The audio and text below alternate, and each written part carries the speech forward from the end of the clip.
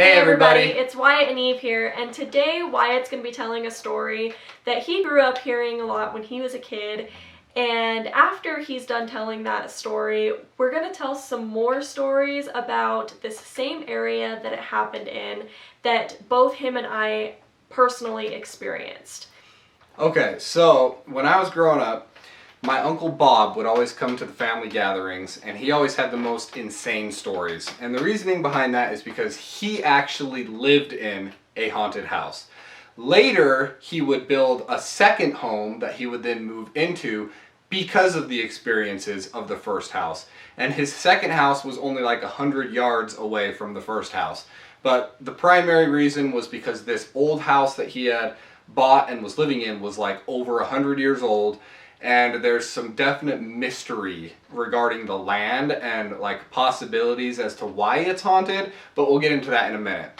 So the first story that I want to touch on is an experience that Bob and his son Kendall both experienced, which this is a entity or creature or ghost, whatever you want to call it, we don't know, they don't know, that they just refer to him as the 9-foot man. So one day Bob and Kendall were coming back home from being late in town because they live about 20 minutes outside of town. There's no city lights, there's no city poles with lights on it on the roads. It's way back country road, and then when they come off the pavement, they have a long dirt driveway to get to their house. So they are going down the dirt road and they pull into the driveway, and they pull in, and then they remember, oh, duh, Vivian, that's Bob's wife, has the key to the front door. And Kendall's like, it's no big deal, you know, the back door's always left unlocked. And he's like, okay, well, let's go ahead and let's just go in that way then. So they both get out of the car, and they both get this insanely unsettling feeling, almost like they're in danger kind of a thing, like somebody or something is watching them. And so Kendall's kind of like hesitant to leave, and he's just holding on to the side of the car. And Bob's like, he looks at him, he can tell he's kind of scared, and he's like, you know, I'll go in and I'll open the door if you want to just wait here. So Kendall's just like, okay, whatever, you do that. And so he starts going around the side of the garage, and he starts coming around the side of the house. Well, one thing you have to know is most rural homes, they have a single pole that has one light on it. Usually it's a light that's either in the front yard or like over your driveway, or it's over your backyard. But typically all rural homes have one, and theirs just so happened to be in the backyard, probably, 50 yards away from their back door. But the way it was positioned, right when he came around the side of the house, he was still in shadow, but he could see that the shadow was kind of moving and waving, and he was like kind of confused. And he looked up, and there was a cloaked figure in a hood where you couldn't see his face, hovering in the air above their back door. And he said because of the size of this man floating in the air, judging from him being above the door with, you know, the door being like a 7-foot doorway, he was a good 9 feet tall. And the one discernible feature he could make out is the long, like 7-8 inch claws that were on his hands coming out of his robe. And he just got totally shocked, and he stood there, and he was just watching him, and it was watching back, and it wasn't moving other than like the wind a little bit kind of moving its cloak, and it was just staring at him. And he was staring right back because he's totally frozen in fear at this point. And then he hears Kendall start walking up behind him, and the creature just starts floating higher up into the sky, out of the view of the light that's coming from the back light. So Kendall comes around, and he just catches the tail end and sees him, and he freezes, and they're both watching as this figure just floats up into the darkness of, it's totally pitch black, there's no moon out, and he just sees him disappear into the darkness, making no noise, no sudden movements or anything. And they just stood there for a second, and they immediately turned and they ran back to their pickup, and they climbed in and they turned it on and locked the doors, and they turned on all the lights everywhere, and they were just sitting there. They were waiting. They didn't know what was going to happen. They just kept out like watching, and they were just absolutely terrified. And they inevitably sat in the vehicle for another 15 to 30 minutes until Vivian got home, and she pulled in and parked next to them. And then they're like, okay, it's kind of been a while. They hesitantly get out, and they're like looking around, and they don't see or hear anything. So they quickly tell her, we need to go quickly, and they rush to the front door, and they all get inside. So that was the first experience they had with the 9-foot man. The 9-foot man made additional appearances around the home and around the property, and always just had this menacing gaze, kind of like staring at them from a distance.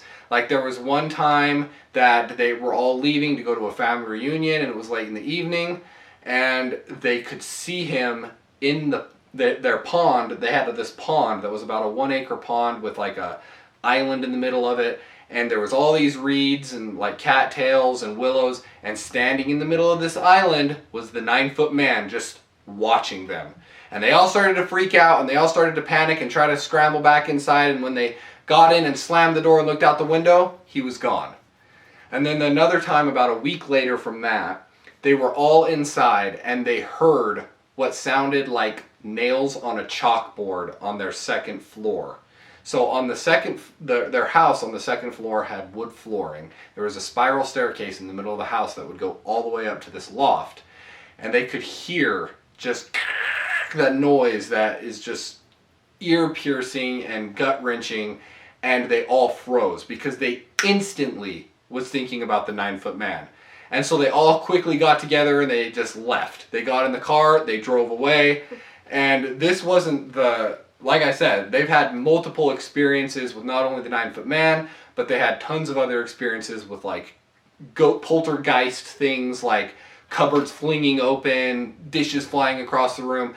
They would like leave into the kitchen to go get popcorn for a movie and come back, and all their furniture is stacked all the way up to the ceiling instantly. And they were like, what the heck? They had the house exorcised 5 times to no avail. All of these incidents kept happening. If anything, he said after each one of those incidents, it got worse, way worse. And now I'll just turn it over to Eve, and she'll tell you kind of our experiences that we had going out to his same house. Yeah, it's definitely some pretty freaky stuff. Every single time you tell me that story, it just freaks me out. Bone chilling. Yep, and he's told it to me quite a few times.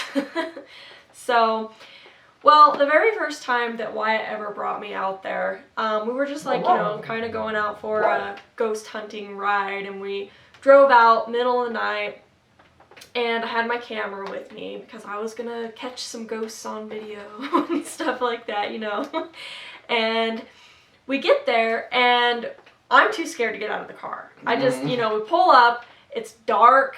This house has no electricity going to it because it's been vacant and abandoned for years at this point.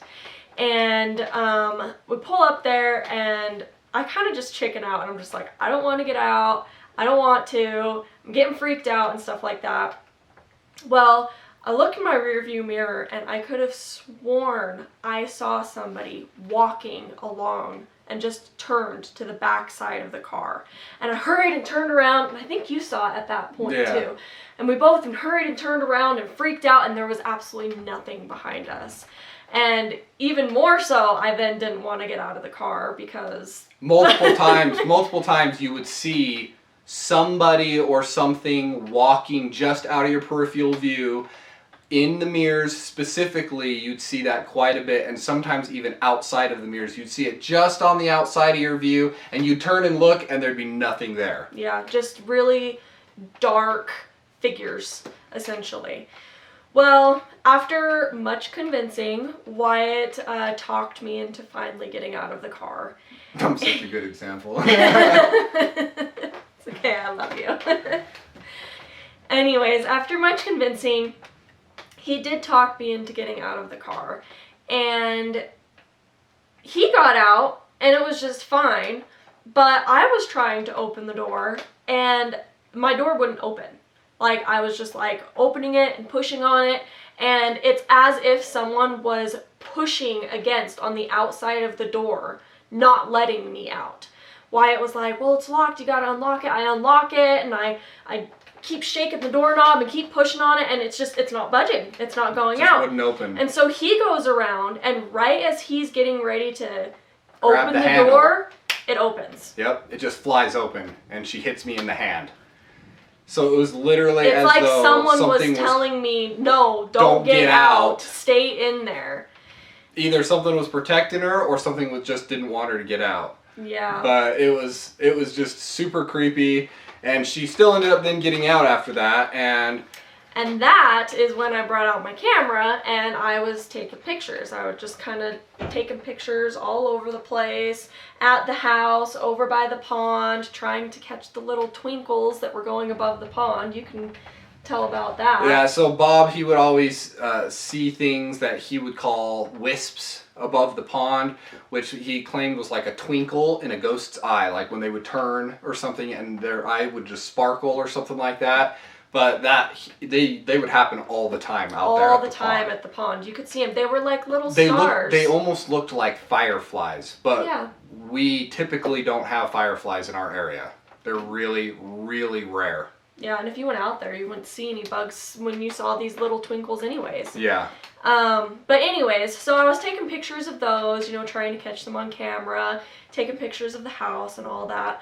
Well, we didn't look at this footage until the next day because, it was a really old camera, kind of had to hook it up to a computer and all that, take the SD card out and all that stuff to be able to see the footage better.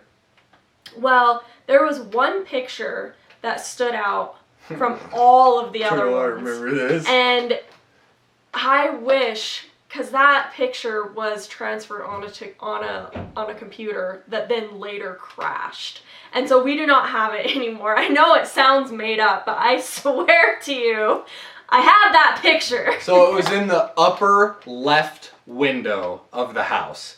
And it was like this white, almost like translucent, smoky face in the photo. It was clear looking out as day, the window at us. Like you could see the eyes, you could see the nose, the features, and it was just watching us from the house. And okay, so the other creepy things that would happen all the time, one of the times we went there, and this is like Eve said, this is way after Bob had already moved into his new house. No electricity. You can see the power pole on the other side of the driveway, and the main power line is cut. It is just hanging there, wrapped up, and there's no power running to it or anything. And we were walking around the outside of the house. This is, I think, when you were thinking about taking pictures before you brought your camera out or something. It could have even been a different trip. I think it was shortly after I took the pictures. But yeah, we've gone there a lot. We went there a lot. And because this was a paranormal hotspot. There were tons of people going out there. And we walked around the house, and the light was on in the living room. And we were freaked. We ran back to the car because we were so fast. Because we were like, that is, we knew for a fact that there was no power to that house. And the only other, no power, but it still seemed like there was power experience to the house, was one time I showed up to try to get a fish tank from Bob that he was going to give me. And it was stored in that house. This was after he'd already moved out. And I went up to the house and I knocked, and because his car was in the driveway, and I was like, I wonder if he's inside working on it or getting ready to bring it out or something. So I went up, knocked on the door, and there was no answer, and I tried it and it was locked. And just for fun, I hit the doorbell, and I kid you not, the doorbell rang, and I jumped, and I turned, and I started walking back to my car all fast, and then Bob, he's like, "Oi, what?" And he starts coming out of the bushes, next to the pond, and I was like, "Yo, your doorbell still has power?" And he's like, "No, it doesn't." And I'm like, "Yeah, it does." And so he was like, "Show me." And so we walked over there, pushed on the doorbell, nothing.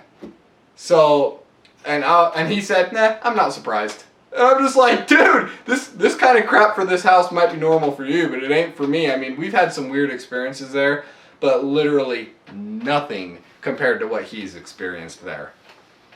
Yep.